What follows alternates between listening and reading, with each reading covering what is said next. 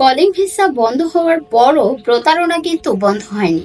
ঢাকার কিছু এজেন্সি সাবা সারোয়ারকে calling visa দিয়ে মানুষের কাছ থেকে 4 থেকে 5 লক্ষ টাকা হাতিয়ে নিচ্ছে। কলিং ভিসা কিন্তু এখনো চালু আছে, আর সেটা হচ্ছে সাবা সারোয়ারকে প্লান্টেশনের কাজ, মানে পাম বাগানের কাজ। ওইটার কলিং ভিসা এখনো চলছে। এটা সরকারিভাবেই আসছে। কুয়ালালামপুরে যে বাংলাদেশ এম্বাসি আছে, তারা কিন্তু অ্যাটেস্টেশন অর্থাৎ পারমিশন দিচ্ছে।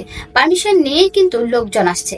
কিন্তু ঢাকার কিছু এজেন্সি যেটা করছে, মানুষের কাছ থেকে 3 থেকে 5 লক্ষ টাকা নিয়ে তাদেরকে বলছে ফ্যাক্টরির কাজ, কনস্ট্রাকশনের কাজ বলে তাদেরকে সাবা সারোয়ারকে প্লান্টেশনের ভিসা ধরিয়ে দিচ্ছে। লোকজন যখন মালয়েশিয়া আসে, আসার পরে বুঝতে পারছে যে না, আমি মালয়েশিয়া এসেছি সাবা সারোয়ারকে, তখন তারা টের পাচ্ছে।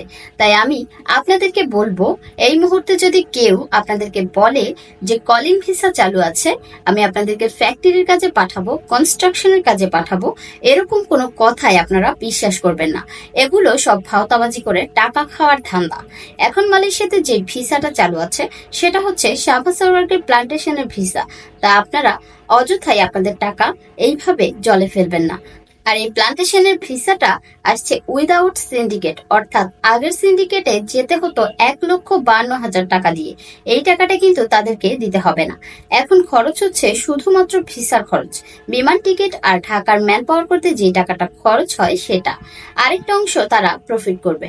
তো সব মিলিয়ে 1.5 থেকে 2 লক্ষ টাকা খরচ হবে। আর এই 1.5 থেকে 2 লক্ষ টাকার জায়গায় তারা মানুষের কাছ থেকে হাতিয়ে নিচ্ছে 4 থেকে 5 লক্ষ টাকা, এসব ভুয়া তথ্য দিয়ে। এখন কেউ যদি আপনাকে বলে আমি আপনাকে ফ্যাক্টরির কাজে পাঠাবো, মালয়েশিয়াতে কনস্ট্রাকশনের কাজে পাঠাবো, আপনি কিন্তু ভুল করেও তাদের কথা বিশ্বাস করবেন না। প্রথমে ভালো করে যাচাই বাছাই করবেন, কারণ মালয়েশিয়াতে অলরেডি কিন্তু নর্মাল ভিসা যেটা ছিল, ওয়েস্ট মালয়েশিয়া, পুত্র মালয়েশিয়া, এটা কিন্তু বন্ধ হয়ে গেছে। এখন যে ভিসা চালু আছে মালয়েশিয়াতে, সেটা হচ্ছে সাবা সারোয়ারের প্লান্টেশনের ভিসা। আর প্লান্টেশনের ভিসা খরচ হয় শুধুমাত্র 1.5 থেকে 2 লক্ষ টাকার মতো, এর বেশি খরচ হবে না।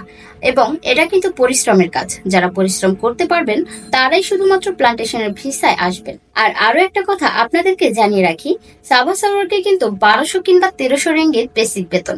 ওই জায়গায় যেমন মানুষের খরচপাতিও কম, তেমনি বেসিক বেতনও কম। তাই আপনারা সাবা সারোয়ারের ভিসায় আসার আগে খোঁজ খবর নিয়ে জেনে বুঝে তারপর আসবেন। আর যদি একবার চলে আসেন কিংবা এই ফাঁদে পড়ে যান, তাহলে এসে দেখবেন আপনি পাম বাগানে পড়ে আছেন, জঙ্গলের মধ্যে আপনাকে থাকতে হবে। তো মাথায় রাখবেন, আপনাকে সাবধান করা কিন্তু আমার দায়িত্ব। তাই আমি আপনাদেরকে সাবধান করছি। ভিডিওটি শেয়ারের মাধ্যমে সকলের কাছে ছড়িয়ে দিন, যেন সবাই সাবধান হতে পারে। ধন্যবাদ।